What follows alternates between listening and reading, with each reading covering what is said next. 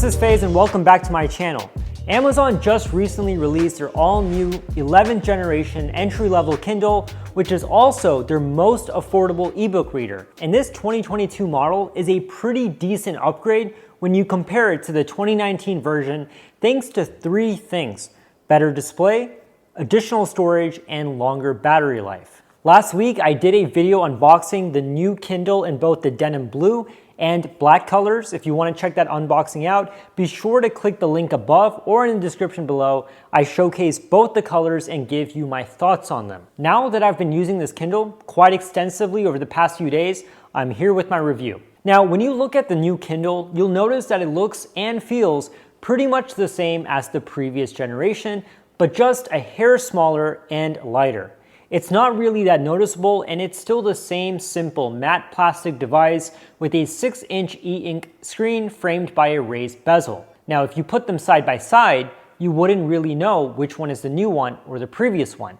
The only way you can tell a difference is if you buy this new denim blue one, which, to be honest, is a color I didn't like at first, but now I actually quite like it. It's subtle yet beautiful. Now, this bezel and the slightly smaller screen is what differentiates this Kindle from the Kindle Paperwhite, which has a larger 6.8-inch display that is completely flush with the rest of the device, which gives it a more premium look and better resistance against dust and sand. But if you ask me, that flush display also ends up looking a lot more smudgier since it's not matte like this entry-level Kindle. Also, like the Paperwhite, the bottom of the Kindle holds a USB-C charging port along with a power button.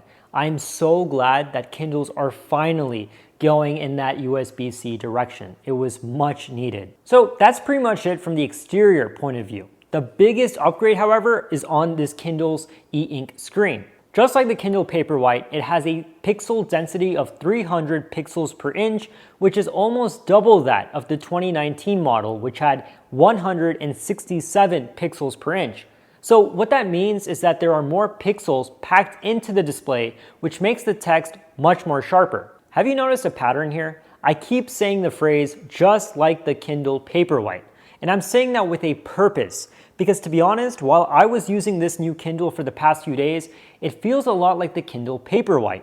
Aside from the difference in screen size, the only major thing it's missing is the Paperwhite's 17 LED adjustable temperature display. Other than that, I am calling this the Kindle Paperwhite Mini. In fact, that's what this device should have been called. I just really wish that it had the adjustable temperature display like the Oasis and the Paperwhite. Now, the Kindle screen is front-lit with 4 LEDs instead of 17, and it offers only one flavor of white light with a relatively cool temperature, though you can make it brighter or darker to your preference.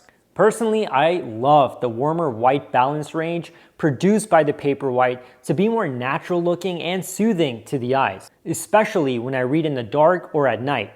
This is only an issue when the front light is on. If you plan to read it in a well-lit environment with the front light turned off, this Kindle screen looks pretty much identical to the Paperwhite and gives the impression of very light gray paper. Also, there is one more difference that, to be honest, I could care less about, and that is waterproofing. This Kindle is not waterproof at all, so you shouldn't read it in the bathtub, and you should be careful at the beach or by the pool. Now, depending on where you like to read, this can be the difference that influences your buying decision. Now, let's talk about performance, and I'm not going to spend a whole lot of time on this because when you're reading, the most important thing is that it doesn't lag when you tap between pages. And with this new Kindle, it's fast and does the job and does it well. So you'll have no issue with the performance or how fast the taps are while you read. So we get a small Kindle here with a great new display, but what's the battery life like? Well, Amazon says the Kindle can last up to 6 weeks based on half an hour of reading with wireless connectivity disabled and the light set to 13.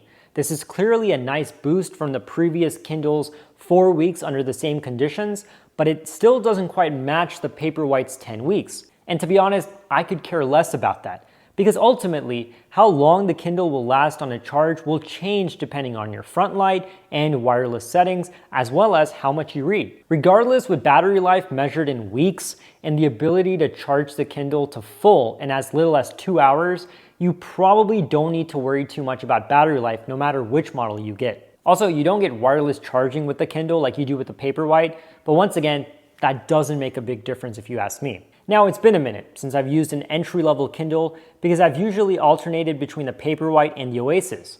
Now, what I absolutely love about this new entry-level Kindle is how freaking thin and light this is. It's so much easier to hold for long periods of time and swiping through the display.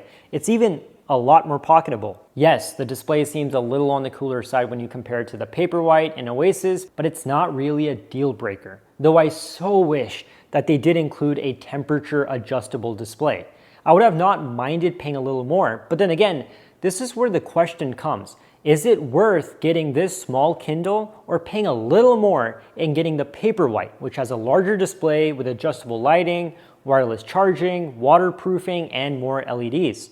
What's funny is that if you go on Amazon right now, you can get a refurbished Kindle Paperwhite for less than this new Kindle. I would suggest you strongly think about this entry-level Kindle because I'm kind of mixed about it. I love the small form factor and the display, but then I think about that refurbished Kindle Paperwhite, which has an even better display and battery life. Amazon, in my opinion, should have just given this new Kindle the adjustable temperature display and branded it as the Kindle Paperwhite Mini. But in a nutshell, the 2022 Amazon Kindle is a solid ebook reader that improves upon its predecessor's weaknesses with a much sharper screen, more storage, and longer battery life.